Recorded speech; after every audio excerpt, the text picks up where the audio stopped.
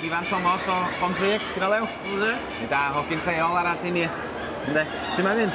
O, reit dda yma. Ni da. So beth ti'n cystadlu yma efo ni?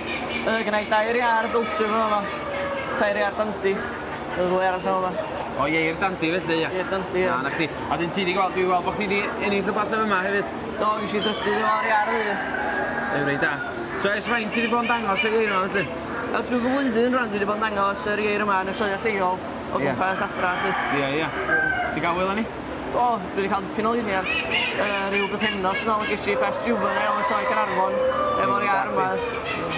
A dyn ti'n meddwl dod yma bob blwyddyn fan ni, cystadlu? Gwn i weld, di. Ia? Ia. Da chdi.